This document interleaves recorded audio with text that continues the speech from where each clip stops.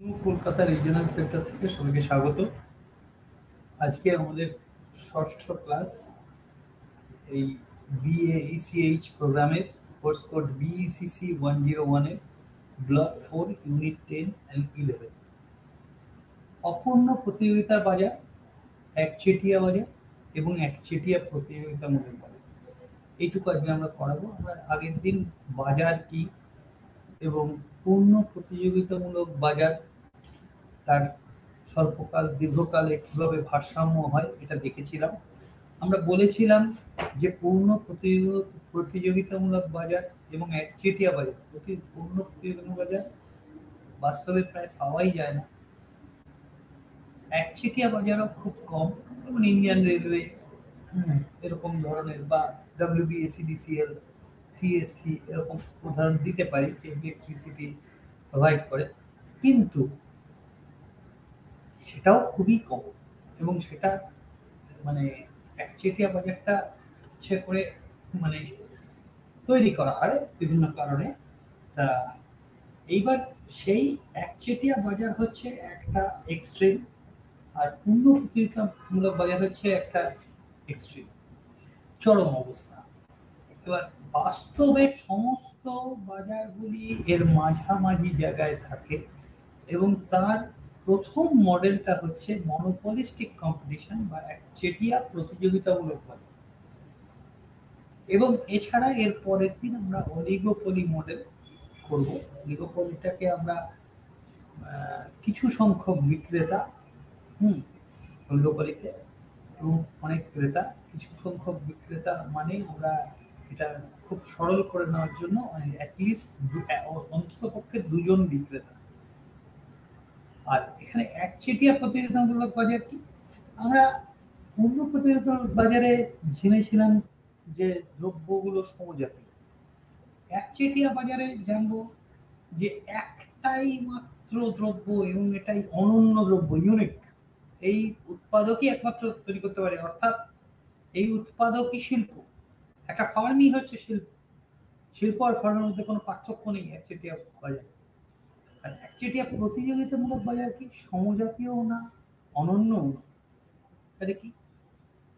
প্রায় সমজাতীয়, অর্থাৎ খুব কাছাকাছি পরিবর্তন। যেমন আমরা দাঁতের মাজন, কোলগেট, রেড, তারপরে হচ্ছে সেন্সোডাইন, হিমালয়া কেয়ার বা সাবান, ডাভ, লাইফবয়, লাক্স, একই কাজ হয়। হাত ধোয়া বা দাঁত মাজা একই কাজ হয়, কিন্তু খুবই কাছাকাছি, কিন্তু ডিফারেন্সিয়েটেড। মানে আমি আরো বিশদে পরে ডিফারেন্সিয়েটেড, যে পণ্য পার্থক্য করা যায়, পণ্যকে পার্থক্য করা যায়, পরে আসছি স্লাইডে। তাহলে আমরা এইখানে দেখাচ্ছি যে পারফেক্ট কম্পিটিশন মানে পূর্ণ প্রতিযোগিতা বাজার, সেখান থেকে হচ্ছে তারপরে আরেক একটুখানি আলাদা একচেটিয়া ক্ষমতা এলো, সেটা হচ্ছে মনোপলিস্টিক কম্পিটিশন মানে একচেটিয়া প্রতিযোগিতামূলক বাজার। তারপরে আসবে অলিগোপলি, ডুওপলি, মনোপলি, একচেটিয়া। ঠিক আছে? এই হচ্ছে বিভিন্ন বাজারের ধরন। একচেটিয়া বাজার এবং সেই ক্ষমতার উৎসগুলো কি? একচেটিয়া বাজার হলো সেই বাজার যেখানে একজন বিক্রেতা এমন একটি পণ্য উৎপাদন করে যার কোনো পরিবর্তন দ্রব্য নেই, ফলে এই বাজারে প্রবেশ সম্ভব না। অর্থাৎ বাজারের ঋণাত্মক ঢালযুক্ত চাহিদা রেখাই ফার্মের চাহিদা রেখা। ফার্মই তো শিল্প, ফার্মই শিল্প। অর্থাৎ বিক্রেতা এই বাজারে দাম নির্ধারণ করে, সে দাম গ্রহণকারী না। পূর্ণ প্রতিযোগিতার বাজারে দাম গ্রহণকারী, দাম নির্ধারণকারী। বাজারে একচেটিয়া ক্ষমতার উদ্দেশ্য, একচেটিয়া ক্ষমতা মানে হচ্ছে প্রবেশে বাধা, মানে কেউ যখন তখন ঢুকতে পারবে না। যেটা অবাধ প্রবেশ এবং প্রস্থান পূর্ণ প্রতিযোগিতামূলক বাজারে ছিল, এখানে প্রবেশে বাধা।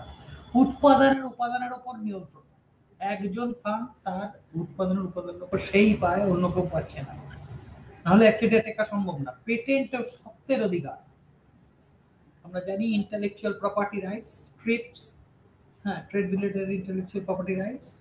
এবার সেই জায়গা থেকে এই প্রযুক্তিটা আমি একা ব্যবহার করতে পারবো। যেমন আমরা জানি রবীন্দ্রসঙ্গীতের উপর বিশ্বভারতীর দীর্ঘদিন ধরে পেটেন্ট ছিল, সেটা যখন চলে যায় স্বাধীনভাবে যে কেউ যেভাবে খুশি ব্যবহার করে। সরকারি লাইসেন্স, প্রতিদানের সুবিধা, স্বাভাবিক একচেটিয়া, জালিক অর্থনীতি। আচ্ছা, এবার অনুমানগুলো আমরা আসছি একচেটিয়া বাজারে। একজন বিক্রেতাই বাজারের সমস্ত যোগান নিয়ন্ত্রণ করে।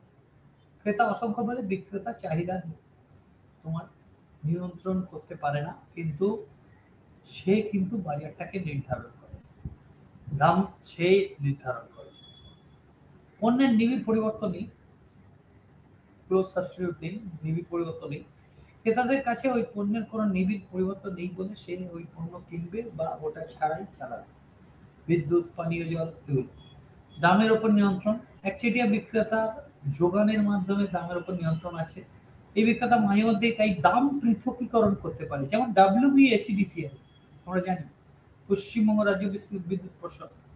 হ্যাঁ, পশ্চিমবঙ্গের শিল্প বা ব্যবসার জন্য বিদ্যুতের মাসুল বেশি না, আর সাধারণ পারিবারিক ব্যবহারের জন্য কম নেয়। আবার পারিবারিক ব্যবহারের ক্ষেত্রে তারা বিদ্যুতের ব্যবহারের পরিমাণের উপর নির্ভর করে বিভিন্ন ধরনের মাসুল। এটা হচ্ছে দাম পৃথকীকরণ। এটাও আজকে আসবে। অন্য কোনো ফার্মের প্রবেশ নিষিদ্ধ। হ্যাঁ, একচেটিয়া ক্ষমতা ভোগ করছে, তাই অন্য কোনো ফার্মকে ঢুকতে দেবে না সে। হ্যাঁ, আইনগত, যেমন একসময় রবীন্দ্রসঙ্গীতের উপর বিশ্বভারতীর একচেটিয়া ক্ষমতা ছিল। অর্থনৈতিক, ভারতে একসময় টাটা স্টিল। প্রযুক্তিগত, ভারত বায়োটেকের কোভ্যাক্সিন ভ্যাকসিন আর কেউ তৈরি করতে পারে না। প্রাকৃতিক, ভারতের রেলপথ, অন্য দ্বিতীয় ফার্ম পাততেই পারবে না রেলপথ, তাহলে রেলপথটা ইন্ডিয়ান রেলকেই করতে হবে। অন্য ফার্মকে আর রেল লাইন পাততে দিলে অসুবিধা হবে, সম্ভবই না। যাই হোক না কেন, খুব শক্তিশালী হয়, যা অন্য কোনো ফার্মের প্রবেশ রোধ করে। ফার্ম বা শিল্পের পৃথকীকরণ সম্ভব নয়। একটি ফার্ম একচেটিয়া বাজার থাকে বলে সে পুরো শিল্পের পণ্যের বাজারে যোগান দেয়। একচেটিয়া ফার্মের চাহিদা রেখা তাহলে ঋণাত্মক ঢালযুক্ত আমরা দেখলাম। এবং এই যে এখানে আমি একটা দাম, এই দামে এই চাহিদা, যেটা আমরা দাম হচ্ছে 48, দামটা কমলে চাহিদা বাড়বে, ঠিক আছে, 38 হলো। হ্যাঁ, এইবারে হচ্ছে কি, এইখানে হচ্ছে এমআর, প্রান্তিক আয়। এই প্রান্তিক আয়টা এখানে কেন, এবং এটার যে ঢাল, তার ডাবল ঢাল হচ্ছে প্রান্তিক আয় রেখার, এবং এটা যেখানে ছেদ করবে তার অর্ধেকে ছেদ করবে এমআর। এবং এটা পরবর্তীকালে যখন অলিগোপলি মডেলে পূর্ণ করাবো, তখন MR is equal to MC শূন্য ধরা হবে। তখন কিন্তু এটা কাজে লাগবে, কারণ এই টোটালটার, এটা যদি কিউ হয়, এটা Q/2 কেন ম্যাথমেটিক্যালি আসছে। হ্যাঁ, আচ্ছা, তাহলে আমরা MR is equal two DTR/DQ, প্রান্তিক আয় ইজ ইকুয়াল টু মোট আয়ের পরিবর্তন ডিভাইড বাই উৎপাদনের পরিবর্তন। যখন TR is equal two P/Q, মোট আয় ইজ ইকুয়াল টু দাম ইনটু পরিমাণ, উৎপাদনের পরিমাণ, বিক্রির পরিমাণ। তাহলে এবার এখান থেকে ডেরিভেটিভ করে আমি যদি ধরি যে দাম, চাহিদা, জানি চাহিদা এবং দাম তোমার বিপরীতমুখী, মানে চাহিদা কমলে দাম বাড়ে বা দাম কমলে চাহিদা বাড়ে। তাহলে আমরা বিটা আর এটা যদি ধনাত্মক ধরে নিই, কিউ শূন্য হলে একটা দাম থাকবেই, সেটা হচ্ছে A-BQ। এটা হচ্ছে একটা স্ট্যান্ডার্ড চাহিদা রেখা। এবং অ্যাভারেজ রেভিনিউ, গড় আয় মানে দাম, এটা সব জায়গায় গড় আয় মানে দাম। এ আর বি ধনাত্মক। তাহলে এবার A-BQ যদি হয়, তাহলে PQ কি হবে? Q into P. তাহলে Q ইন্টু A-BQ মানে AQ মাইনাস BQ স্কয়ার। এই যে AQ মাইনাস BQ স্কয়ার, এটার ডেরিভেটিভ কিউ এর রেসপেক্টে করলে কি হবে? A-2BQ। এবার দেখো, এটা A-BQ, এটা A-2BQ, দুটোই ঋণাত্মক ঢাল যুক্ত, কিন্তু এটার ঢালটা ডবল, দ্বিগুণ। চাহিদা রেখার দ্বিগুণ প্রান্তিক আয় রেখার ঢাল। এখানে MR-2B ঢাল, AR এর ঢাল দ্বিগুণ। কিউ অক্ষ বরাবর যেখানে AR শূন্য, ARটাকে শূন্য করে দাও, তাহলে Q ইজ ইকুয়াল টু কি হবে? A-BQ ইজ ইকুয়াল টু শূন্য, তার মানে Q is equal two A/B। আবার এখানে A-2BQ যদি শূন্য করে দাও, তাহলে Q is equal two A/2B। তার মানে অর্ধেকে ছেদ করবে এমআর রেখা। যেখানে এআর রেখা ছেদ করে, গড় আয় মানে রেখা বা দাম রেখা বা চাহিদা রেখা, তার ঠিক অর্ধেকে এক্স অক্ষে, মানে উৎপাদন অক্ষে, তার ঠিক অর্ধেকে প্রান্তিক আয় রেখা ছেদ করবে। এটা পরবর্তীকালে রাখবে। এবার আমরা এখান থেকে এই টোটাল ডেরিভেটিভ করে আমরা এই রিলেশনশিপটা করছি। পি কমন নিয়ে নিলাম এখানে করে 1 plus q by p into dp by dq. এই dp by dq into q by p এটা মানে কি ডিকিউ বাই ডিপি ইন্টু হ্যাঁ dq by dp into p by q হচ্ছে ইলাস্টিসিটি, চাহিদার দাম স্থিতিস্থাপকতা। তাহলে এটা হচ্ছে 1 বাই ইলাস্টিসিটি, তাহলে 1 plus 1 by elasticity into P, এটা হচ্ছে এমআর। এইটা আবার দাম পৃথকীকরণে লাগবে। তাহলে এবার যদি আমরা ঋণাত্মক বলি চাহিদার দাম স্থিতিস্থাপকতা, সাধারণত দাম বাড়লে চাহিদা কমে, দাম কমলে চাহিদা বাড়ে। তাহলে অ্যাবসলিউট ভ্যালু দিয়ে যদি দেখাই তাহলে 1 minus 1 by elasticity absolute value. এবার একচেটিয়া কারবারে ফার্মের মুনাফা সর্বাধিক হওয়ার শর্ত প্রান্তিক আয় এবং প্রান্তিক ব্যয় সমান, MC is equal to MR, এবং এমসি রেখা এমআর রেখাকে নিচ থেকে ছেদ করবে। এটা দ্বিতীয় শর্ত। হ্যাঁ, এটা পর্যাপ্ত শর্ত আর এটা প্রয়োজনীয় শর্ত, নেসেসারি কন্ডিশন, সাফিসিয়েন্ট কন্ডিশন। তাহলে MC is equal to MR, আবার MR is equal to AR into 1 minus 1 by elasticity, এটা বার করলাম।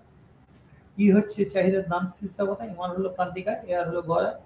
ভারসাম্য অবস্থা তাহলে MC is equal to MR is equal to AR into 1 minus 1 by elasticity. তাহলে P into 1 minus 1 by elasticity. AR MR এবং MC যেহেতু ধনাত্মক, এআর এমআর এবং এমসি গ্রেটার দ্যান 0, অর্থাৎ 1 minus 1 by elasticity is greater than 0, অর্থাৎ ভারসাম্য অবস্থায়। এবার এইটা যদি এদিকে নিয়ে যাও 1 বাই ইলাস্টিসিটি, তাহলে 1 by elasticity is less than 1, তার মানে ইলাস্টিসিটি ইজ গ্রেটার দ্যান 1। তার মানে এই যে একটা চাহিদা রেখার আমরা জানি এই এর মাঝখানটা, এই মাঝখানটা হচ্ছে ইলাস্টিসিটি 1 আর এর উপরটা হচ্ছে ইলাস্টিসিটি গ্রেটার দ্যান 1, মানে এখানে বেশি স্থিতিস্থাপক, এখানে কম স্থিতিস্থাপক, এখানে ইলাস্টিসিটি লেস দ্যান 1। ঠিক আছে, এইবার সেইখানে একটা একচেটিয়া বাজারে সবসময় সেই পোর্শনে এই পোর্শনটায় সে থাকবে, অর্থাৎ ইলাস্টিসিটি যেখানে গ্রেটার দ্যান 1। একচেটিয়া কারবারি সর্বদা চাহিদা রেখা স্থিতিস্থাপক অংশে ভারসাম্য অবস্থায় পৌঁছবে, এটা প্রমাণ করা। একচেটিয়া কারবারি মুনাফা অর্জন করে যখন P is equal two P greater than ATC, গড় মোট ব্যয়, দাম গড় মোট ব্যয় থেকে বেশি। মোট মুনাফা আয়তক্ষেত্রের উচ্চতা হলো পি এবং এটিসির পার্থক্য। ঠিক আছে, মোট মুনাফা আয়তক্ষেত্রটি প্রস্থ হলো উৎপাদনের পরিমাণ, এইটা হচ্ছে উৎপাদনের পরিমাণ। এইটা কি, এইটা হচ্ছে পি আর এইটা হচ্ছে অ্যাভারেজ টোটাল কস্ট। তাহলে এইটা টোটাল মোট ব্যয় আর এটা হচ্ছে মোট আয়। এই নীল অংশটা হচ্ছে মুনাফা এবং এখানে ব্যয় বেশি আয় কম, এটা হচ্ছে ক্ষতি। ক্ষতিও হতে পারে বেশি একচেটিয়া বাজারে। যখন ক্ষতি হয় তখন পি লেস দ্যান এটিসি। মোট ক্ষতি আয়তক্ষেত্রটির উচ্চতা হলো এটিসি এবং পি এর পার্থক্য, মোট ক্ষতি আয়তক্ষেত্রটির প্রস্থ হলো উৎপাদনের পরিমাণ। একচেটিয়া এবং পূর্ণ প্রতিযোগিতার তুলনা, এইটা হচ্ছে পূর্ণ প্রতিযোগিতা আর এই দিকে হচ্ছে আমরা একচেটিয়া। আচ্ছা,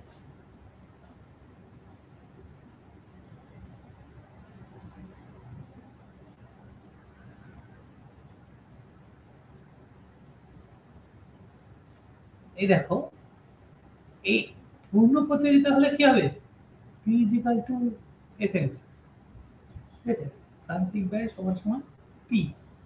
হ্যাঁ, কিন্তু যদি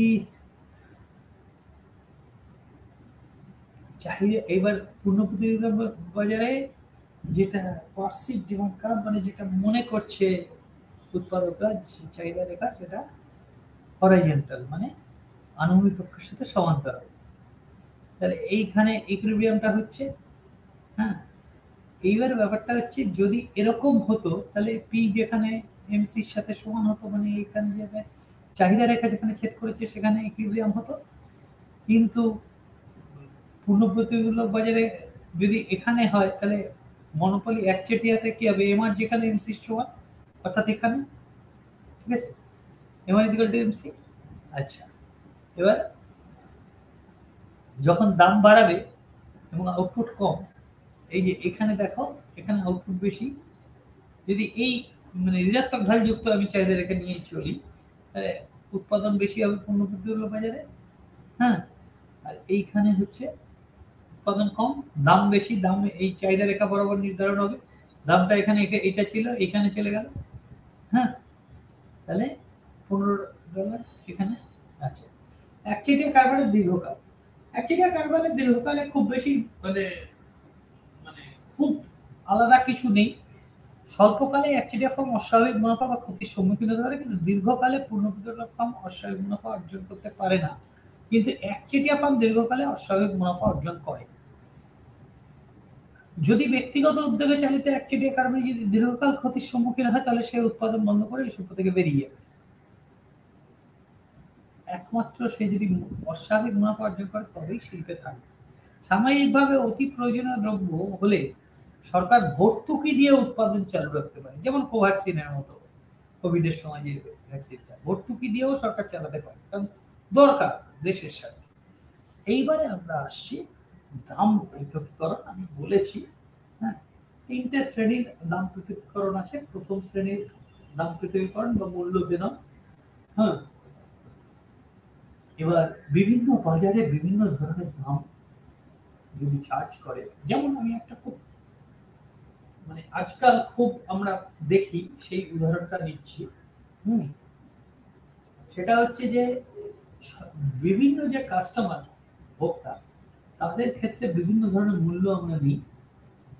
যেমন তোমার ধরো একই জায়গা, ধরো আমি বিকাশ ভবন থেকে প্ল্যানেট উবের, আমি যদি 10টা নাগাদ এটা বুক করি যা ভাড়া, আমি দুপুর দুটোয় বুক করি ভাড়াটা আলাদা।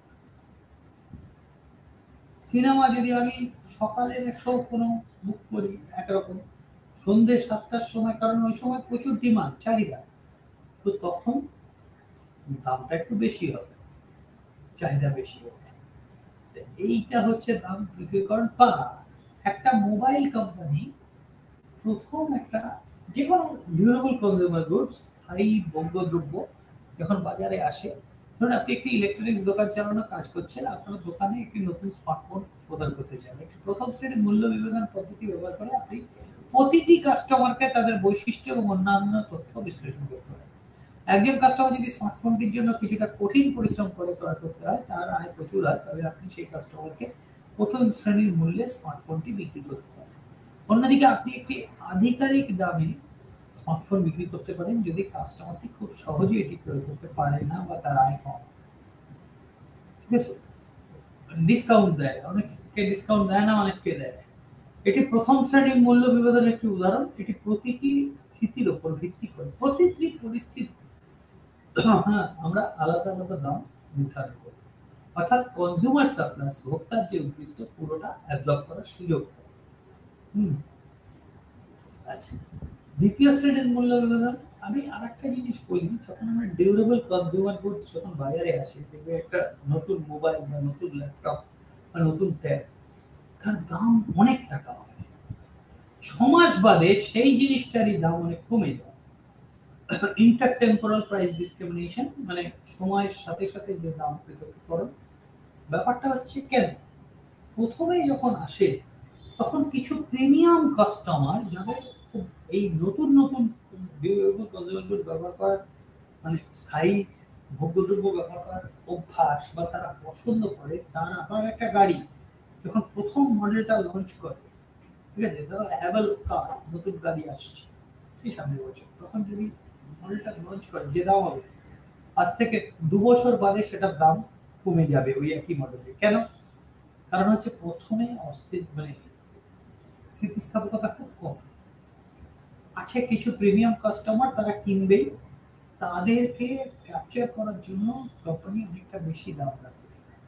এবার যখন আস্তে আস্তে আস্তে আস্তে লোকে ব্যবহার করা শুরু করে, লোকে দেখে, তখন অনেকে এটা কিনতে চায়, তখন এই ভোক্তার উদ্বৃত্তটাকে এই যে কিনতে চাইছে সেটাকে অ্যাবজর্ব করার জন্য কি করে বিক্রেতা তার দামটাকে কমিয়ে দেয়। যে কারণ বেশি কাস্টমার পেয়ে যাবে, আরো কাস্টমার যেতে পারে, তাহলে এরপরে আবার নতুন মডেল চলে আসতে পারে, সুতরাং সেই জন্য এটা করা। আচ্ছা, দ্বিতীয় শ্রেণীর দাম পৃথকীকরণ কি? হ্যাঁ, বিভিন্ন মান বা বৈশিষ্ট্য আবাদে ক্রেতাদের জন্য বিভিন্ন মূল্য নির্ধারণ করে। এই পদ্ধতিতে ক্রেতাদের উপভোগ্যতা বা আদর্শ অনুসরণ করে মূল্য নির্ধারণ করা হয়। একটি উদাহরণ দিলে বোঝানো যাক, আপনি একটি সংগ্রহালয়ের মালিক, মিউজিয়ামে প্রদর্শিত কর্মার্থীদের জন্য একটি বৃত্তাকার ছবি দেখানো যায়। ধরো সায়েন্স সিটিতে আমরা ওই বৃত্তাকার করে ঘুরে সেখানে একটা ছবি দেখাবো। আপনি দেখবেন যে বিভিন্ন ক্রেতারা বিভিন্ন ইচ্ছা মতো ছবি দেখতে চান, তাদের প্রদানকৃত মূল্যগুলি পর্যাপ্ত মনোযোগ দিতে পারেন। এক্ষেত্রে আপনি একটি বিভিন্ন মূল্য সমূহ সংজ্ঞায়িত করতে পারেন, যেমন ছবির আকার, বিভিন্ন প্যাকেজ বৈশিষ্ট্য, প্রদর্শনীর সময় ইত্যাদি। ঠিক আছে, এই ধরনের দ্বিতীয় শ্রেণীর মূল্য বিবরণ ব্যবহার করে আপনি প্রতিটি গ্রাহকের পছন্দ মতো ছবি দেখাতে সক্ষম হতে পারেন এবং তাদের উচিত মূল্য প্রদান করতে পারেন। যেমন বিদ্যুৎ ব্যবহারের ক্ষেত্রে গ্রাহকদের ব্যবহারের পরিমাণ অনুযায়ী ব্লক দাম নির্ধারণ করা। 100 ইউনিট অব্দি একরকম দাম, 100 থেকে 300 ইউনিট হলে আরেক রকম দাম, 300 থেকে 500 ইউনিট হলে আরেক রকম দাম। দ্বিতীয় শ্রেণীর মূল্য বিবরণ একটি সুসংগঠিত এবং প্রভাবশালী ব্লক প্রাইসিং, এটাকে আমরা বলি। এই একটা ব্লক করে আমরা এই যে 100 ইউনিট অব্দি হলে $5, $3.5 হচ্ছে 200 ইউনিট। ধরো আমরা এটা 5 টাকা, 3 টাকা 50 পয়সা মাসুল বিদ্যুতের প্রতি ইউনিট প্রতি 200 ইউনিট। কিন্তু 100 ইউনিটের মধ্যে থাকলে 5, এরকম ভাবে করতে পারি, বেশিতে কম, কমে বেশি, যা খুশি। দুটি বাজারের যদি চাহিদার দাম স্থিতিস্থাপকতা আলাদা হয়, E1 এবং E2, তাহলে P1 আর P2 হচ্ছে প্রাইস। এবার আমরা যে রিলেশনটা করলাম, MC = MR = P × 1 - 1 / E, তার মানে এখানে P1 × 1 /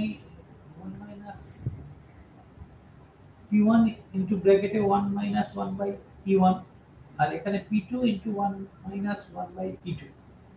এবার তাহলে কি হবে? P1 / P2 = 1 - 1 / E2 / 1 - 1 / E1। তার মানে কি E1 যদি E2 থেকে বেশি হয়, তার মানে প্রথম বাজারের যদি চাহিদা স্থিতিস্থাপকতা দ্বিতীয় বাজার থেকে বেশি হয়, তাহলে 1 / E1 is less than 1 / E2, 1 - 1 / E1 is greater than 1 - 1 / E2, তাহলে P1 / P2, তাহলে 1 -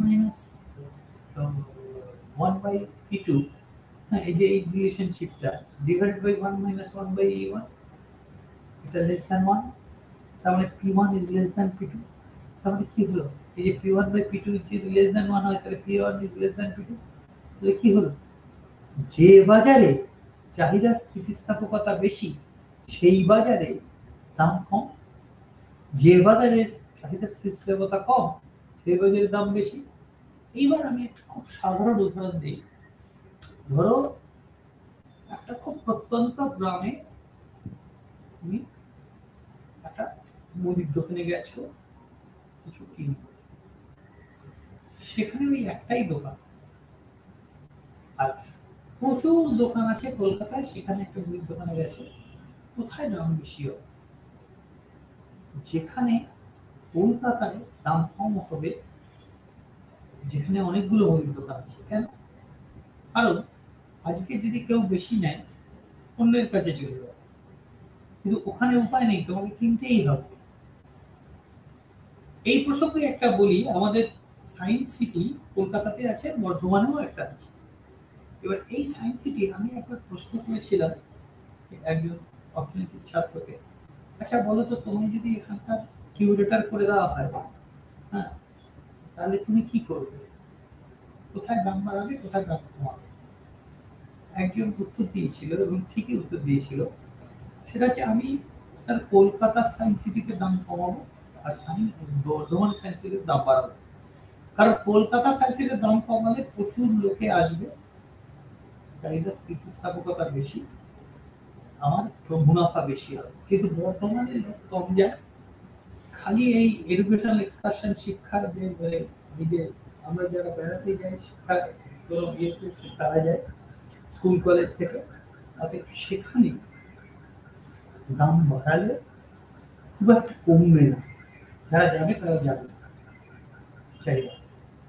তাহলে সেখানে আমরা যার জন্য পেট্রোল ডিজেলের উপর কিন্তু জিএসটি বসে না, সিগারেট মদের উপর জিএসটি বসে না। কেন? কারণ হচ্ছে এখানে যতই তুমি এক্সাইজ ডিউটি নাও, পেট্রোল ডিজেল হচ্ছে নিত্য প্রয়োজনীয় সবাই ব্যবহার একই রকম করবে, এটা চাহিদা কমিয়ে দেওয়ার কোনো সম্ভাবনাই নেই। এবং নেশাদ্রব্যও তাই, যার জন্য গভর্নমেন্টের রেভিনিউ বাড়বে। গভর্নমেন্ট সেই জন্য কি করে, জিএসটি তে সমস্ত দ্রব্য এসছে কিন্তু এই দ্রব্যগুলো আসে না সেন্ট্রাল না স্টেট। ঠিক আছে, তাহলে যে বাজারে চাহিদার দাম স্থিতিস্থাপকতা বেশি সেই বাজারে একচেটিয়া টাকা দিয়ে কম দাম নির্ধারণ করবে, তৃতীয় শ্রেণীর দাম দিবে বা মূল্য বিবেচনা।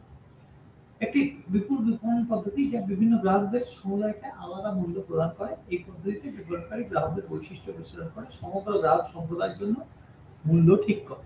একটি উদাহরণ দিয়ে বোঝানো যায়, আপনি একটি হোটেলের মালিক এবং আপনার হোটেলে একটি বিভিন্ন স্তরের কক্ষ আছে।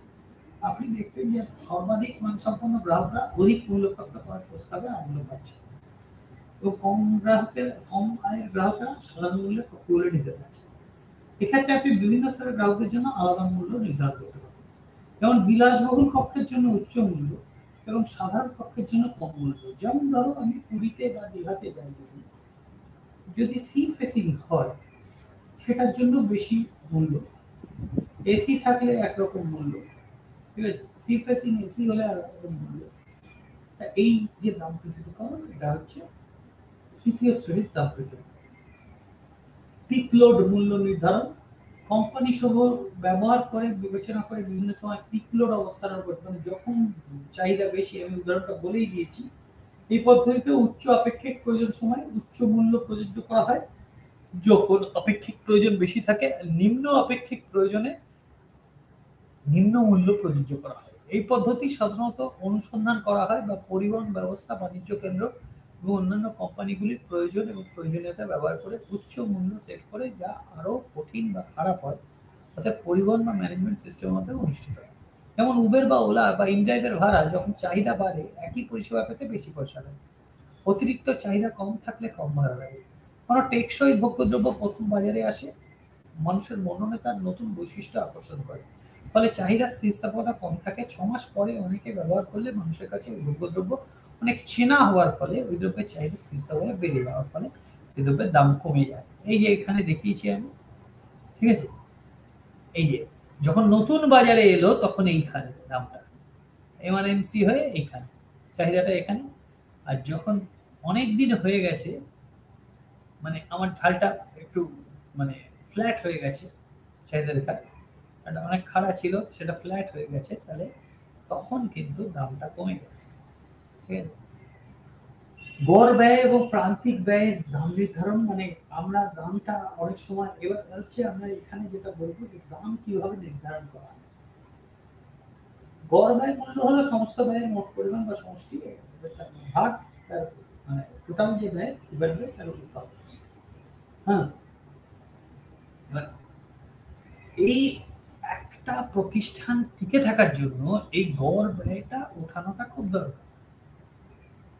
এই এই অনুযায়ী যদি অ্যাটলিস্ট এই দামটা নেবে সেরকম ভাবে যদি কোনো দাম নির্ধারণ হয়, তাহলে সেইটাকে গড় ব্যয় দাম নির্ধারণ করে। আবার প্রান্তিক ব্যয় দাম নির্ধারণ হলো কোনো ব্যবসায়ের প্রান্তিক বা উচ্চতর স্তরের ব্যয় মূল্য নির্ধারণ করার পদ্ধতি। এটি ব্যবসায়িক নির্দিষ্ট মানের উপর নির্ভর করে, যেমন পণ্য উৎপাদন খরচ, বিজ্ঞাপন খরচ, পরিবহন খরচ, মূল্যায়ন খরচ ইত্যাদি। প্রান্তিক ব্যয় দাম নির্ধারণে উচ্চতর ব্যয়ের সম্পূর্ণ তালিকা এবং পরিবহন বিশ্লেষণ এবং পর্যবেক্ষণ সুযোগ দেয়। ঠিক আছে, মার্কআপ মূল্য নির্ধারণ। মার্কআপ মূল্য নির্ধারণ এমন একটি পদ্ধতি যার মাধ্যমে কোনো পণ্য বা সেবার বিক্রয় মূল্য নির্ধারণ করা হয় যাতে লাভের শংসাপত্রে যুক্ত হয়। মার্কআপ মূল্য নির্ধারণের পদক্ষেপে কোনো পণ্য বা সেবা একটি খরচ মূল্যের উপর নির্ভর করে নির্দিষ্ট পরিমাণ শতাংশ যোগ করে বিক্রয় মূল্য নির্ধারণ করা হয়। মানে ধরো আমার ধরো ব্যয় হলো আমার 1000 টাকা, এবার আমি 20% মার্কআপ ঠিক করলাম, তার মানে কি 1200 টাকা দাম হবে। একটা পার্সেন্টেজ যোগ করে দাম যদি নির্ধারণ হয়, খরচ মূল্য প্লাস মার্কআপ। ঠিক আছে, তাহলে এইটা হচ্ছে মার্কআপ মূল্য নির্ধারণ। এইবার আসছি আমরা অন্য আর একটা বাজার, একচেটিয়া প্রতিযোগিতামূলক। একটা জিনিস মাথায় রাখতে হবে, এই যে পণ্য বৈচিত্র্য, প্রোডাক্ট ডিফারেন্সিয়েশন, পণ্য পার্থক্য, এই কনসেপ্টটা এবং বিজ্ঞাপন ব্যয়, আমার বাজারে যে সমস্ত তত্ত্ব আছে, মডেল আছে, প্রথম চেম্বারলেন বা এই একচেটিয়া প্রতিযোগিতা বাজারের যে মডেলটা, উনি এই কনসেপ্টটা আনেন, এই ধারণাটা যে পণ্য সমজাতীয় আবার অনন্য এরকম নয়, পণ্য প্রায় সমজাতীয়, মানে অর্থাৎ একই মানে কাজ করে কিন্তু একটা থেকে একটা একটু আলাদা, তাদের একটা ব্র্যান্ডের নাম আছে, ব্র্যান্ড, তাদের একটা ব্র্যান্ডের গুরুত্ব আছে, ঠিক আছে? এইটা আমি, এবং এই বাজারের নাম থেকে বোঝা যাচ্ছে মনোপলিস্টিক কম্পিটিশন, মানে একচেটিয়া, মানে মনোপলি, প্রতিযোগিতামূলক, মানে একচেটিয়াও আছে, প্রতিযোগিতাও আছে, ঠিক আছে? আচ্ছা, একচেটিয়া বাজারে যেমন পণ্য পার্থক্য, এটা একটা একচেটিয়ার মানে বৈশিষ্ট্য, আর অবাধ প্রবেশ এবং প্রস্থান এটা প্রতিযোগিতামূলক বাজারের বৈশিষ্ট্য। এই দুটো বৈশিষ্ট্যই বর্তমান। এবার এই একচেটিয়া মানে পণ্য পার্থক্য থাকার জন্য যেটা হলো সেটা হচ্ছে যে আমার চাহিদা রেখাটা ফার্মের আর কিন্তু আনুভূমিক অক্ষের সাথে সমান্তরাল নয়, এটা ঋণাত্মক ঢালযুক্ত একচেটিয়া বাজারের মধ্যে। আবার অবাধ প্রবেশ এবং প্রস্থানের জন্য যেটা হবে, যেই অস্বাভাবিক মুনাফা হবে, প্রচুর ফার্ম ঢুকবে, যার ফলে তার ব্যয় বাড়বে এবং দামটা কমেও যাবে। প্রচুর ফার্ম ঢুকলে যোগান বেড়ে যাবে, দাম কমে যাবে, ফলে স্বাভাবিক মুনাফায় এসে দীর্ঘকালে ভারসাম্য তৈরি হবে, যেমন পূর্ণ প্রতিযোগিতার বাজারে হবে।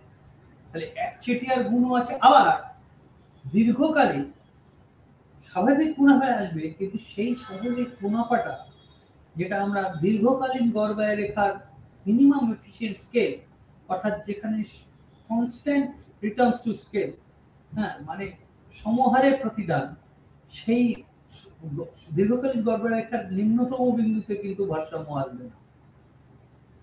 যেটা পূর্ণ প্রতিযোগিতা বাজারে দীর্ঘকালে এসেছিল, সেটা মনোপলিস্টিক কম্পিটিশনে একচেটিয়া প্রতিযোগিতা বাজারে যেহেতু এটা ঋণাত্মক ঢালযুক্ত, মানে আনুভূমিক অক্ষের সাথে সমান্তরাল নয়, তাহলে সেটা আমার কি হচ্ছে, সেটা হচ্ছে ওই যেখানে লং রান এভারেজ কস্টটা ক্রমরা সমান, সেই জায়গাটায় ট্যানজেন্ট হচ্ছে বা স্পর্শ করছে চাহিদা রেখাটা, অর্থাৎ স্বাভাবিক মুনাফা, কিন্তু সেটা দীর্ঘকালীন গড় ব্যয়ের নিম্নতম বিন্দুতে নয়।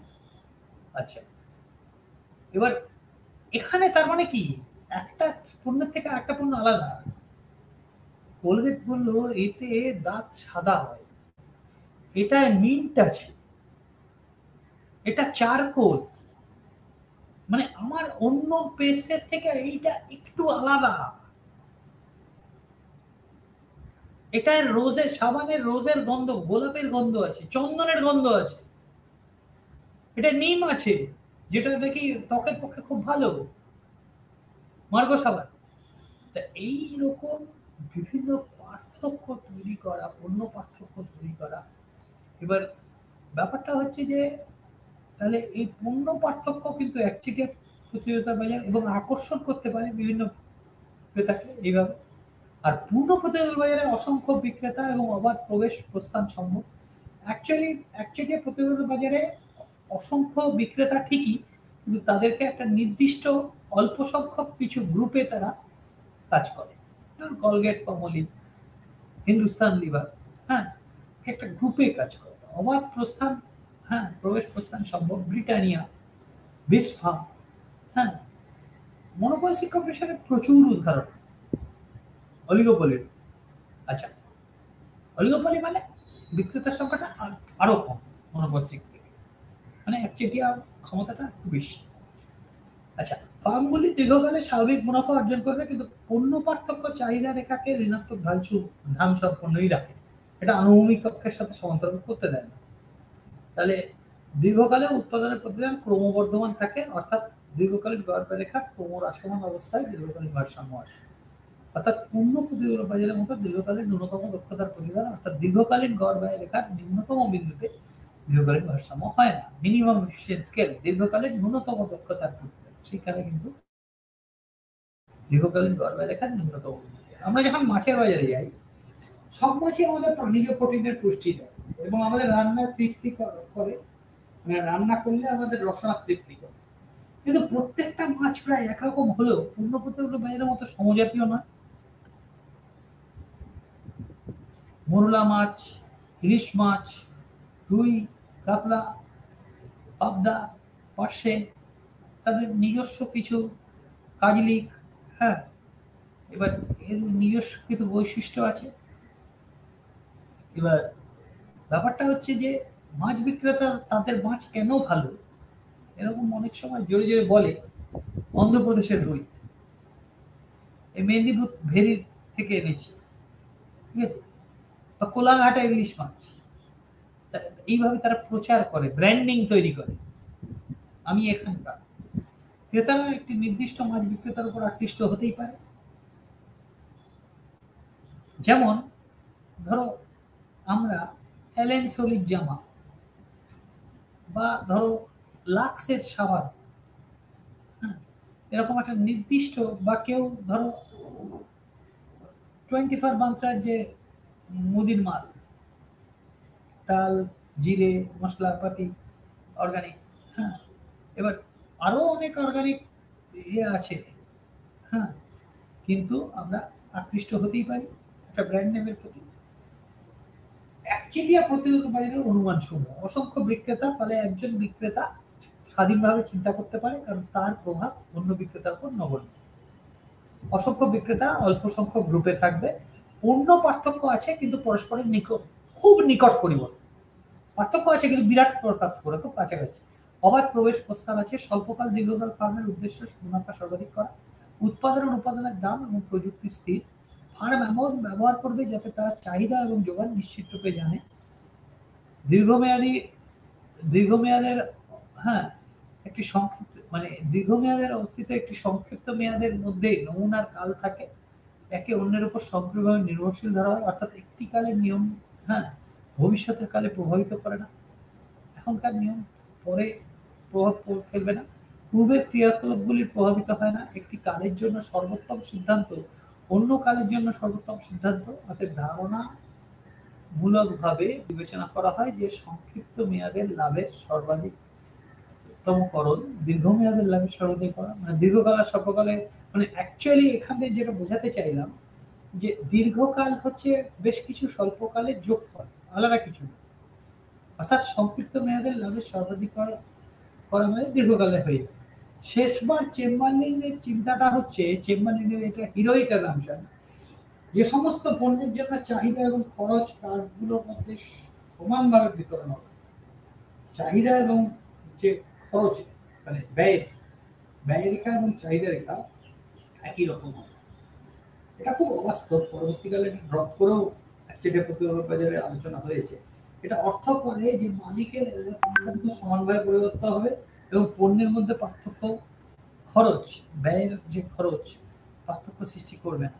চেম্বারলিন এই অনুমান ব্যবহার করে ব্যবসায়িক স্থিরাঙ্ক এবং গ্রুপের স্থিরাঙ্ককে একই, মানে গ্রাফে দেখাতে পেরেছে। অনুভূত চাহিদা রেখা, এই মনোপলিস্টিক কম্পিটিশনে এটা খুব একটা গুরুত্বপূর্ণ একটা ধাপ, এবং এই জায়গাটাতেই খুব আমাদের কঠিন লাগে। মনোপলিস্টিক কম্পিটিশন আমি বলেছিলাম যে আগের ক্লাসগুলোর, যে একচেটিয়া প্রতিযোগিতা বাজার যদি ভোক্তার আচরণ তত্ত্ব যদি কঠিন হয়, তারপরে এই একটা জায়গা যেটা একটু কঠিন এই জিনিসটার জন্য, কিন্তু ব্যাপারটা একটু বুঝলে খুব সহজ। একচেটিয়া প্রতিযোগিতা বাজার হলো একটি বাজারের প্রতিযোগিতা পদ্ধতি যেখানে বিভিন্ন প্রতিষ্ঠানগুলি উৎপাদনের ক্ষেত্রে সামান্য বৈশিষ্ট্য সম্পন্ন পণ্য উৎপাদন করে, বিশেষ ব্র্যান্ডিং, মার্কেটিং, বিজ্ঞাপন ইত্যাদি প্রচারের মাধ্যমে উচ্চ দামে বিক্রির চেষ্টা করে। এই বাজারে দুরকম চাহিদা রেখা পাওয়া যায়, অনুভূত চাহিদা রেখা, সমানুপাতিক চাহিদা রেখা, বা বাজারে অংশীদারি চাহিদা রেখা, মার্কেট শেয়ার ডিমান্ড কার্ভ বা প্রপোর্শনাল ডিমান্ড কার্ভ। কি বিষয়টা, একটা ফার্ম ধরো মূল্য কমিয়ে দিল, সে ভাববে কি আমি এখান থেকে P1 থেকে P2 তে মূল্য কমিয়ে দিলাম, আমি কিন্তু এতটা চাহিদা পাবো। সে ভাবছে কি এইটা পাবো, কিন্তু সে ভাবছে না অন্য ফার্মরাও দামটা আমার মতো করে কমিয়ে দিতে পারে, ঠিক আছে। তাহলে কিন্তু এই এতটা না পেয়ে আমি এইটুকু বাড়লো আমার চাহিদাটা, ঠিক আছে, এই Q2 Q2 কিউসিতে গেল না, ভেবেছিল কিউসিতে যাবে অনুভূত চাহিদা, কিন্তু এই যে গেল না সেটা হচ্ছে প্রপোর্শনাল ডিমান্ড কার্ভ, এইটা তার মানে এর ঢালটা অনেকটা বেশি প্রপোর্শনাল ডিমান্ড কার্ভ। প্রকৃতপক্ষে সে এখানে থেকে গেল, কিন্তু ভেবেছিল সে এখানে যাবে। তাহলে একটি ফার্ম যখন তার মূল্য কমিয়ে দেবে বলে সে মনে করে অন্যদের মূল্য বর্তমান স্তরে রাখবে, তখন ওই ফার্মের চাহিদার পরিমাণ দেখা অনুভূত চাহিদা রেখা। প্রত্যক্ষ চাহিদা রেখা হলো একটি ক্রেতার দৃষ্টিকোণ থেকে একটি প্রতিষ্ঠানের পণ্যের জন্য তৈরি করা একটি চাহিদা রেখা। এটি প্রতিষ্ঠানের পণ্য প্রদানকারী বৈশিষ্ট্য, প্রচারণা, ব্র্যান্ডিং, মূল্য ইত্যাদির উপর নির্ভর করে এবং গ্রাহক পণ্যের সংখ্যা উচ্চতা প্রদর্শন করে। এই চাহিদা রেখার গ্রাফে এবং অক্ষের মাধ্যমে পণ্যের মূল্য এবং পণ্যের সংখ্যা প্রদর্শিত হয়। সমানুপাতিক চাহিদা রেখা হলো এই সেই চাহিদা বা ফার্ম দাম কমানোর পরে গোষ্ঠীর অন্য ফার্মের দাম পরিবর্তনকে ধরে নিয়ে অন্যরাও দাম পরিবর্তন করছে, তাহলে কি হবে? প্রতিটি দামের ফার্মের প্রকৃত চাহিদা প্রদর্শন করে। এটি অনেক সময় বাজারে অংশীদারি চাহিদা বা মার্কেট শেয়ার ডিমান্ড কার্ভ বলে। এটি ফার্মের দাম পরিবর্তনে পূর্ণ প্রভাব প্রদর্শন করে পুরোটা, ঠিক আছে। প্রতিষ্ঠানের দৃষ্টিকোণ থেকে দেখতে হয় প্রতিষ্ঠান নির্ধারিত মূল্যে পণ্য বিক্রি করার জন্য সর্বোচ্চ সংখ্যা জন্য কতটি গ্রাহক সম্পর্কিত হবে তা প্রদর্শন করে। এইভাবে মনোপলিস্টিক প্রতিযোগিতা পদ্ধতিতে প্রতিষ্ঠানগুলি বিভিন্ন চাহিদা ব্যবহার করে পণ্যের মূল্য এবং সংখ্যা নির্ধারণ করে, যাতে স্বচ্ছন্দভাবে উচ্চতা প্রদর্শন করে। একচেটিয়া প্রতিযোগিতামূলক বাজারে স্বল্পকালীন ভারসাম্য। দেখো এমআর ইজিক্যাল টু এমসি, মুনাফা সর্বাধিকরণ হলো, এই যে এমআর কার্ভ এমসি কার্ভকে যখন ছেদ করলো, এইবার এই উৎপাদন নির্ধারিত হলো, সিদ্ধান্ত নিয়ে নিল উৎপাদন, এটা প্রফিট ম্যাক্সিমাইজেশন। এইবার চাহিদা রেখা বরাবর এই উৎপাদন যে পরিমাণটা যেটা পেলো সেটা চাহিদা রেখা পেলে তাহলে চাহিদা কতটা হবে এই জায়গাটা, তাহলে সেইখানে দাম কতটা হবে এখানে, এই উৎপাদনের দামটা চাহিদা রেখা বরাবর নির্ধারণ করলো উৎপাদন, তাহলে এইটা দাম হলো, তাহলে এইটা অ্যাভারেজ কস্ট, তাহলে এইটা হচ্ছে অস্বাভাবিক মুনাফা, ঠিক আছে। এবার মনোপলিস্টিক প্রতিযোগিতা প্রতিষ্ঠানগুলো অতিরিক্ত সক্ষমতা সহযোগী উপস্থিত থাকতে পারে। প্রতিষ্ঠানগুলো সবচেয়ে একদম মানে গড় মোট ব্যয়, হ্যাঁ, এর থেকে বেশি আয় করতেই পারে, ঠিক আছে। এবার ব্যাপারটা হচ্ছে মনোপলিস্টিক কম্পিটিশনে ক্ষতিও সম্ভব, এই যে দেখিয়েছি ক্ষতিও সম্ভব, স্বাভাবিক মুনাফাও সম্ভব স্বল্পকালে, এই যে স্বাভাবিক মুনাফা, কারণ চাহিদা রেখা এবং অ্যাভারেজ কস্ট পরস্পর শর্ট অ্যাভারেজ কস্ট কিন্তু স্বল্পকালীন গড় ব্যয় রেখা এরা স্পর্শ করেছে। তারপরে এখানে হচ্ছে এমআর ইজিক্যাল টু এমসি হয়েছে, এখান থেকে এখানে গেল, এখানে কোথায় হলো যেটা নাকি স্বল্পকালীন, হ্যাঁ, গড় ব্যয় রেখা বিন্দুতে চাহিদা রেখা স্পর্শ করেছে, সেই বিন্দুতে গিয়ে দাম নির্ধারণ স্বাভাবিক মুনাফা, ঠিক আছে। এখানে আমি লস দেখালাম, এখানে মানে জিরো টু এমসি, এখানে কিন্তু উৎপাদন করলো করে এইখানে ব্যয় হচ্ছে এতটা ব্যয় হচ্ছে, এটা হচ্ছে লস, এই যে দ্বিতীয় অংশটা। একচেটিয়া প্রতিযোগিতার বাজারে দীর্ঘকালীন ভারসাম্য। দীর্ঘকালীন ভারসাম্যে ভাবতে হবে এই যে অবাধ প্রবেশ এবং প্রস্থান মূল্য প্রতিযোগিতার বাজারে। তাহলে এই যে আমরা দেখলাম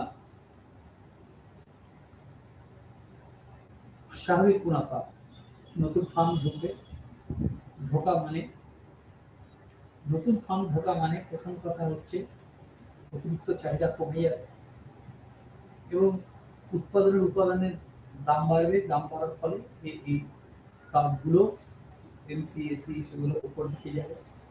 আবার এইরকম লস ক্ষতি হলে কিছু কিছু ফার্ম বেরিয়ে যাবে বা কিছু কিছু কম উৎপাদন করবে, উল্টোটা হবে। এবার সব সময় আমরা স্বাভাবিক মুনাফায় আসবো, ঠিক আছে। দীর্ঘমেয়াদে প্রতিটা কোম্পানি দীর্ঘমেয়াদে শুধু স্বাভাবিক মুনাফা অর্জন করে, এটা কিন্তু পূর্ণ প্রতিযোগিতামূলক বাজারে, ঠিক আছে। একটি একক কোম্পানির সিদ্ধান্তের প্রভাব সমগ্র গ্রুপে সমানভাবে ছড়িয়ে পড়ে, হ্যাঁ। তারপরে কোম্পানির মধ্যে কোনো সচেতন প্রতিদ্বন্দ্বী নেই, মানে একজন করলে সবাই এরকম করছে, ঠিক আছে। একটি গ্রুপের অন্যান্য কোম্পানির আচরণকে প্রভাবিত করে না কোনো কোম্পানির দাম বা উৎপাদন, একটা নির্দিষ্ট কোম্পানির দাম বা উৎপাদন, প্রতিটা কোম্পানি বিজ্ঞাপনের জন্য যথেষ্ট পরিমাণ খরচ করে। প্রচার এবং বিজ্ঞাপন খরচ বিক্রয় খরচ হিসেবে পরিচিত হয়। একচেটিয়া প্রতিযোগিতা বাজারের দীর্ঘকালীন বৈশিষ্ট্যগুলো প্রায় একটি সম্পূর্ণ প্রতিযোগিতা বাজারের মতোই। উভয়ের মধ্যে দুটি পার্থক্য হলো যে একচেটিয়া প্রতিযোগিতা ভিন্নধর্মী পণ্য তৈরি করে। একচেটিয়া প্রতিযোগিতায় প্রচুর পরিমাণে অমূল্য প্রতিযোগিতা জড়িত, যা সূক্ষ্ম পণ্যের পার্থক্যের উপর ভিত্তি করে একটি দৃঢ় স্বল্পমেয়াদী মুনাফা অর্জন করে। তা সত্ত্বেও দীর্ঘমেয়াদে শুধুমাত্র ভেঙে যাবে, কারণ চাহিদা হ্রাস পাবে, গড় মোট খরচ বৃদ্ধি পাবে। এর অর্থ দীর্ঘমেয়াদে একচেটিয়া প্রতিযোগিতা কোম্পানি শূন্য অর্থনৈতিক লাভ বা কেবলমাত্র স্বাভাবিক মুনাফা অর্জন করে। এটি বাজারের উপর কোম্পানির প্রভাবের পরিমাণ চিত্রিত করে। ব্র্যান্ডের আনুগত্যের কারণে এটি তার সমস্ত গ্রাহক না হারিয়ে দাম বাড়াতে পারে। এর মানে যে একটি পৃথক কোম্পানির চাহিদা বক্ররেখা নিম্নগামী, অর্থাৎ স্থিতিস্থাপকতার মান বেশি হলেও অসীম নয়। ঢালটা কম, একচেটিয়ার মতো খাড়া নয়, একটু কম, কিন্তু অসীম নয়, মানে আনুমিক অক্ষের সাথে সমান্তরাল। ঠিক আছে? আচ্ছা, এই বাজারে দীর্ঘকালে M1:MC মুনাফা স্বাভাবিক করলো, যেহেতু এখানে অনেক ফার্ম প্রায় সমজাতীয় পণ্য উৎপাদন করে। প্রবেশ প্রায় সমজাতীয়, অবাধ, তাই যতক্ষণ পর্যন্ত স্বাভাবিক মুনাফা স্তরে যাচ্ছে ফার্ম প্রবেশ করতে থাকবে। এবার চেম্বারলিনের আমি এইটা সব থেকে ছবিটা বোঝার ব্যাপার আছে। পার্শ্ববর্তী চিত্রে আমরা চেম্বারলিনের একচেটিয়া প্রতিযোগিতা বাজার মডেলের দাম প্রতিযোগিতার মাধ্যমে দীর্ঘকালীন ভারসাম্য দেখাচ্ছে। স্মল ডি রেখাগুলো অনুভূত চাহিদা রেখা, ক্যাপিটাল ডি হচ্ছে সমানুপাতিক চাহিদা রেখা, প্রপোর্শনাল ডিমান্ড। ঠিক আছে?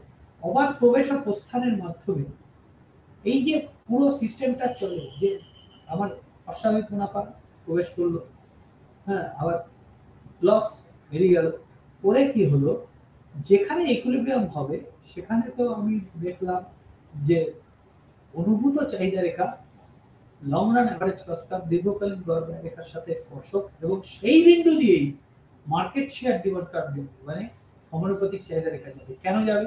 কারণ যদি না যায় তাহলে ফার্মের অনুভূত চাহিদা এবং তোমার কি বলে প্রকৃত চাহিদা বা সমানুপাতিক চাহিদা আলাদা হবে। সুতরাং ফার্মের একটা টেন্ডেন্সি থাকবে সেখান থেকে সরে যাও, তাহলে এটা হতেই পারে। ঠিক আছে? তার মানে এই ভারসাম্য বিন্দুতে স্মল ডি এলএসি সাথে স্পর্শ ই বিন্দু, এবং সেই বিন্দু দিয়েই ক্যাপিটাল ডি যাবে, এবং এই উৎপাদনের পরিমাণে প্রথমে M1:MC হয়ে চাহিদা রেখা বরাবর যেখানে দাম নির্ধারণ হলো সেইখান দিয়েই তোমার সমানুপাতিক চাহিদা রেখা যাচ্ছে, ছেদ করছে, এবং সেইখানেই এই অনুভূত চাহিদা রেখা দীর্ঘকালীন গড় ব্যয় রেখার সাথে স্পর্শ। পণ্য পার্থক্যের অনুমানের ব্যাখ্যা। পণ্য পার্থক্য একটি ব্যবসায়িক পদ্ধতি যা ব্যবসায়ীরা ব্যবহার করে। পণ্য পার্থক্য নিয়ে আমরা বলেছিলাম আলাদা করে যে খুব ইম্পর্টেন্ট জিনিস। বিশেষ বৈশিষ্ট্য, পণ্যের বিশেষ বৈশিষ্ট্য বা কার্যক্ষমতা যুক্ত করা, যাতে এটিকে প্রতিযোগীদের থেকে আলাদা করা যায়। আমি তোমাদের থেকে আলাদা, এই জায়গাটাই আমি আলাদা, এইটা হচ্ছে পণ্য পার্থক্য। গুণমান, মার্কেটের অন্য পণ্যগুলো হচ্ছে উন্নত গুণমান, দক্ষতা দেখানো। আকর্ষণীয় ডিজাইন বা প্যাকেজিং তৈরি করে বিপণনগ্রস্ত গ্রাহকদের আকর্ষণ করা। ব্র্যান্ডিং, প্রভাবশালী ব্র্যান্ড তৈরি করা। পণ্য পার্থক্য থাকলে ভোক্তার চাহিদা দু প্রকারের ব্যাখ্যা করা যায়। পণ্য পার্থক্য থাকলে ভোক্তার চাহিদা পণ্যের বিভিন্নতার প্রেম, মানে আমি আজকে চাইনিজ খেতে পারি, আর বিরিয়ানি খেতে পারি, তারপরে আমি কোনো সময় ফ্রাইড রাইস খেতে পারি, ভালোবাসতে পারি, মোমো খেতে পারি, পাস্তা খেতে পারি, আমি কেন্টাকি ফ্রাইড চিকেন খেতে পারি, ডোমিনোস পিজা খেতে পারি। আমি বিভিন্ন ধরনের দ্রব্যের, মানে লাভ ফর ভ্যারাইটি, আমার বৈচিত্র্যের প্রতি আমাদের ভালোবাসা থাকতে পারে। আর আদর্শ বৈচিত্র্য পদ্ধতি, অর্থাৎ একটাই গাড়ি, তার এসির এই বৈশিষ্ট্য, হ্যাঁ, তার ব্রেক সিস্টেমটা এরকম, তার তেলের খরচ এরকম, তার ইন্টেরিয়ার ডিজাইন এরকম, এরকম একটা দ্রব্যেই আবার বিভিন্ন ধরনের আদর্শ বৈচিত্র্য আমি পছন্দ করতে পারি। আমার অর্থের যা, মানে আমার যে সক্ষমতা সেই অনুযায়ী আমরা দ্রব্য কিনি। তাহলে পণ্যের বিভিন্নতার প্রেম, অর্থাৎ পণ্যগুলোর বৈচিত্র্য, বিভিন্ন বিকল্পের প্রেম, হ্যাঁ, আপনি বিভিন্ন পণ্যগুলোকে উচ্চারণ করেন এবং তাদের বিভিন্ন বিকল্পগুলো উপভোগ করেন। এটি বিভিন্ন প্রাসঙ্গিক সংস্কার, ক্ষেত্র এবং অবস্থানে প্রকাশ পাওয়া যেতে পারে। আপনি বিভিন্ন খাবারের উপর আকর্ষণ দেখাতে পারেন, এটি হলো করে থাকতে পারে বিভিন্ন রকম খাবার পরিবেশন করে আপনি উচ্চারণ করেন এবং তাদের উপভোগ করেন। যেমন কোনোদিন মোগলাই, কোনোদিন ইটালিয়ান ডোমিনোস পিজা, কোনোদিন বাঙালি রান্না কস্তুরিতে, বা কোনোদিন আউদের বিরিয়ানি, কোনোদিন অ্যাবসলিউট বারবিকিউ কাবাব নির্ভর বুফে। এটা হচ্ছে লাফার ভ্যারাইটি। কোনোদিন চায়না টাউনে চাইনিজ খাবার পছন্দ করতে পারে ভোক্তা। শিল্প ও সৃজনশীলতা, আপনি বিভিন্ন শিল্প, আকৃতি, মেটেরিয়াল, স্টাইল এবং ডিজাইন পণ্যগুলিতে আকর্ষণ দেখাতে পারেন। উন্নত শিল্প ও সৃজনশীলতামূলক পণ্যগুলো উচ্চারণ করতে পারেন এবং তাদের বিভিন্ন বিকল্পগুলো পরিকল্পনা করতে পারেন। যেমন গতানুগতিক বাণিজ্যিক সিনেমা, চিন্তাশীল সৃজনশীল ছবি, হ্যাঁ, কমেডি ছবি, গোয়েন্দা ছবি, বা একেন বাবুর মতো, হ্যাঁ, গোয়েন্দা কমেডি ছবি।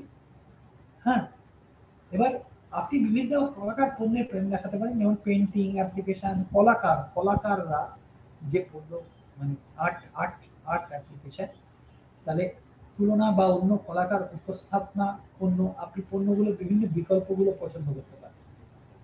ইলেকট্রনিক্স পণ্য, আপনি বিভিন্ন ইলেকট্রনিক্স পণ্যের উপর আকর্ষণ দেখাতে পারেন, যেমন মোবাইল, কম্পিউটার, ইলেকট্রনিক্স উপকরণ। বিভিন্ন ব্র্যান্ড, যেমন কেউ এইচপি পছন্দ করতে পারে, কেউ লেনোভো পছন্দ করতে পারে, কেউ অ্যাপেল পছন্দ করতে পারে। ঠিক আছে, এবার বিভিন্ন বিকল্পগুলো, মোবাইলে স্যামসাং পছন্দ করতে পারে, এমআই পছন্দ করতে পারে। হ্যাঁ, এগুলো শুধুমাত্র কিছু উদাহরণ, যেমন আপনার পছন্দ আকর্ষণ প্রকাশ করতে পারেন বিভিন্নতার প্রেম বোঝায়। আপনি নিজের রুচি, পছন্দ, পরিকল্পনা, আপনার পণ্য সংক্রান্ত বিভিন্ন পছন্দ করতে পারেন। বৈচিত্র্যমূলক বিজ্ঞাপন, হ্যাঁ, এইটা হচ্ছে চাহিদা পণ্যের পার্থক্য, আদর্শ বৈচিত্র্য পদ্ধতি। হ্যাঁ, বিজ্ঞাপন দেওয়া হয় একটি পণ্যের বিভিন্ন বৈশিষ্ট্য বা সুবিধা কেন্দ্রিত করে বিজ্ঞাপন করে তা অন্য পণ্যগুলো থেকে আলাদা করতে পারে।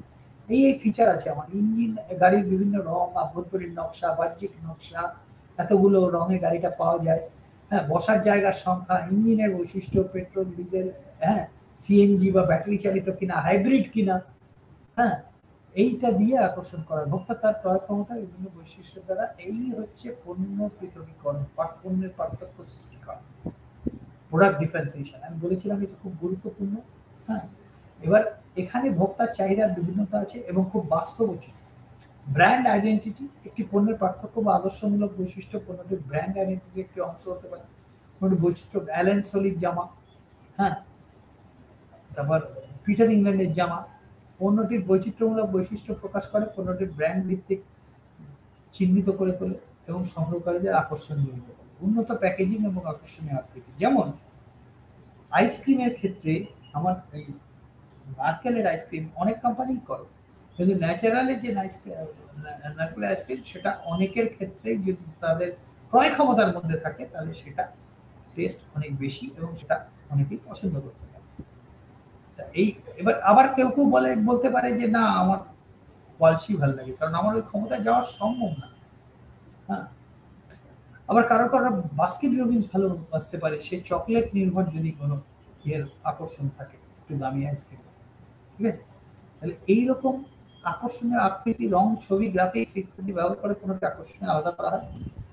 এই পণ্যের পার্থক্য, আদর্শ বৈচিত্র্য পদ্ধতির কিছু উদাহরণ, মানে একই পণ্যের মধ্যে যদি বিভিন্ন বৈশিষ্ট্য সমন্বয় থাকে, সেই অনুযায়ী যদি কারোর ক্রয় ক্ষমতা, ক্রেতার ক্রয় ক্ষমতা অনুযায়ী তারা কেনে, সেইটা হচ্ছে আদর্শ বৈচিত্র্য পদ্ধতি। আর যদি বিভিন্ন ক্রেতারা সবসময় বিভিন্ন ধরনের পণ্য পছন্দ করে, হ্যাঁ, বিভিন্ন ধরনের পছন্দ করে, সেটা হচ্ছে লাভ ফর ভ্যারাইটি, মানে বিভিন্নতা, পণ্যের বিভিন্নতা, মানে আমার পছন্দ, বিভিন্নতার প্রতিক্রিয়া। ঠিক আছে, এবং এই দুটোই কিন্তু একচেটিয়া প্রতিযোগিতামূলক বাজারের মানে উদাহরণ। এবং তাহলে আমরা আজকে কি করলাম, আমরা দুটো বাজার, আমরা আগে পূর্ণ প্রতিযোগিতামূলক বাজার করেছিলাম, আজকে একচেটিয়া বাজার এবং একচেটিয়া প্রতিযোগিতামূলক বাজার, হ্যাঁ, আমরা করলাম এবং দেখলাম একচেটিয়া বাজারটি খুবই সহজ। একটি যেমন চাহিদা রেখা হয়, ভোক্তার চাহিদা রেখা, সেটা যোগ করেই আমরা মার্কেট ডিমান্ড কার্ভ পেলাম। এবং মার্কেট মানেই ফার্ম, মানে শিল্প মানেই ফার্ম, একটাই ফার্ম, সুতরাং শিল্প আর ফার্মের মধ্যে কোনো পার্থক্য নেই। তাহলে এই যে যেমন পূর্ণ প্রতিযোগিতা বাজারে ঋণাত্মক ভ্যালুযুক্ত চাহিদা রেখা, সেটা হয়ে গেল হচ্ছে আনুভূমিক অক্ষের সাথে সমান্তরাল, বা এই যে পার্সিভ ডিমান্ড কার্ভ একচেটিয়া প্রতিযোগিতামূলক বাজারে, যে অ্যাকচুয়ালি সে ভাবছে এরকম কিন্তু হলো এরকম, হ্যাঁ, এই ধরনের কোনো, কারণ সে ফার্মই হচ্ছে শিল্প। ঠিক আছে, এবার তাহলে সেই জায়গাটা থেকে আমরা দেখলাম যে কিভাবে আমরা এমআর ইজিক্যাল টু এমসি হচ্ছে, এবং সেই অনুযায়ী এমআর এমসি থেকে আমরা চাহিদা মানে উৎপাদনের পরিমাণটা নির্ধারণ করছি, তারপর সেখান থেকে চাহিদা রেখা বরাবর দাম নির্ধারণ করছি, এবং আমরা ওখানে পড়লাম হচ্ছে যে স্বল্পকাল দীর্ঘকাল একচেটিয়া বাজারে। ঠিক আছে, এবার আমরা দেখলাম যে একচেটিয়া বাজারে স্বল্পকালে ক্ষতিও হতে পারে, স্বাভাবিক মুনাফা হতে পারে, অস্বাভাবিক মুনাফা হতে পারে, কিন্তু দীর্ঘকালে যদি ক্ষতি হয় সে ফার্মার উৎপাদন করবে না, বেরিয়ে যাবে। তাকে ভর্তুকি দিয়ে যদি সরকার আটকে রাখে তবেই করবে। সরকার তখনই আটকে রাখবে যখন ওটা অত্যন্ত প্রয়োজনীয় দ্রব্য সমাজের পক্ষে।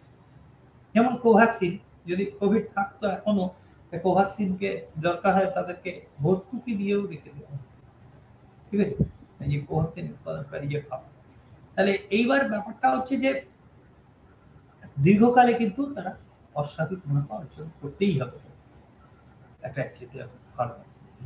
এবার পূর্ণ প্রতিযোগিতার বাজারে কিন্তু বা একচেটিয়া প্রতিযোগিতার বাজারে কিন্তু স্বাভাবিক মুনাফা দীর্ঘকাল, অস্বাভাবিক মুনাফা বলে কিছু নেই, কারণ অবাধ প্রবেশ এবং প্রস্থান, প্রবেশের বন্ধ নয় একচেটিয়া বাজারের মতো করে আলটিমেটলি আমরা শেষ পর্যন্ত স্বাভাবিক মুনাফা স্তরে পৌঁছে যাচ্ছি। এবার আমরা আজকে কি করলাম, দাম পৃথকীকরণ তিন ধরনের,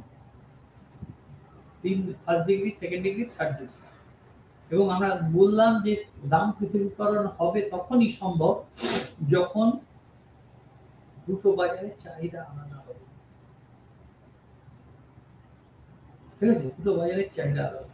যে দেখবে অনেক সময় আলু বাজারে গেলে 1 কিলো আলু 20 টাকা, 5 কিলো নিলে 90 টাকা, এটাও একটা দাম পৃথকীকরণের উদাহরণ।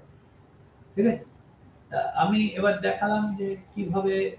আচ্ছা, আর একটা ব্যাপার, এই যে রিলেশনশিপটা, এইটার ডেরিভেশন এবং একটা চাহিদা রেখা বরাবর, যেটা আমার আগে সময়ের অভাবে বলা হয়নি, যে একটা চাহিদা রেখা বরাবর কিভাবে দাম স্থিতিস্থাপকতা নির্ধারণ করা হয়। হ্যাঁ, এবার একটা চাহিদা রেখা বরাবর দাম স্থিতিস্থাপকতা নির্ধারণ করা মানে এই যে এই রকম যদি একটা চাহিদা রেখা দুটো অক্ষে ছেদ করে, তার মাঝখানটায় 1 হবে চাহিদার দাম স্থিতিস্থাপকতা, এইদিকে 1-এর বেশি হবে। হ্যাঁ, এবার এদিকে ইনফিনিটি অসীম, আর এইদিকে হচ্ছে 0, হ্যাঁ 1-এর কম, এই মধ্যবিন্দু থেকে এদিকে ডান দিকে।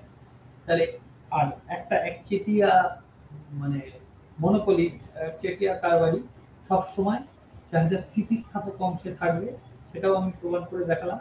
আর এই সম্পর্কটা mr = p × 1 - 1/e এর প্রুফটা অত্যন্ত প্রয়োজনীয়। ঠিক আছে, দরকার আছে। আচ্ছা, এবং এখান থেকেই আমরা দাম পৃথকীকরণের যে কন্ডিশন, যে বাজারে স্থিতিস্থাপকতা কম সেখানে দাম বেশি, যে বাজারে স্থিতিস্থাপকতা বেশি সেখানে দাম কম, এইটা পাবো। ঠিক আছে, তাহলে আর পিক লোড প্রাইসিং একটু মজার উদাহরণ দিলাম। হ্যাঁ, যে নতুন যে আমাদের যে মোবাইল যখন ঢোকে তখন আমার চাহিদাটা মানে খুব কম লোকের মানে মানে চাহিদা থেকে অস্থিতিস্থাপক থাকে, তারপর স্থিতিস্থাপক হয়ে যায়, তারপরে দাম কমে যায়। এবার ব্যাপারটা হচ্ছে মার্কআপ প্রাইসিং, তারপরে আমরা একচেটিয়া প্রত্যক্ষ বাজারে স্বল্পকাল এবং দীর্ঘকাল, এবং সব থেকে বড় কথা হচ্ছে সেখানে আমরা অনুভূত চাহিদা রেখা এবং সমানুপাতিক চাহিদা রেখা, এই পার্থক্যটা অত্যন্ত গুরুত্বপূর্ণ এবং বুঝতে হবে। ঠিক আছে, এবং চেম্বারলিন মডেলে কিভাবে আমরা লাভ ফর ভ্যারাইটি, হ্যাঁ মানে আমরা দীর্ঘকালীন ভারসাম্য, এবং দীর্ঘকালীন ভারসাম্যে কি হচ্ছে, মার্কেট শেয়ার ডিমান্ড কার্ভ মানে সমানুপাতিক চাহিদা রেখা এবং তোমার অনুভূত চাহিদা রেখা ছেদ করছে কোন বিন্দুতে, যেখানে আমার অনুভূত চাহিদা রেখা দীর্ঘকালীন বর্গায় রেখার সাথে স্পর্শ, এবং সেই উৎপাদনের পরিমাণে mr = mc মুনাফা সর্বাধিকরণ। আর পণ্য পার্থক্য অনুমানের ব্যাখ্যা, পণ্যের বিভিন্নতার প্রেম এবং আদর্শ বৈচিত্র্য পদ্ধতি, এই হলো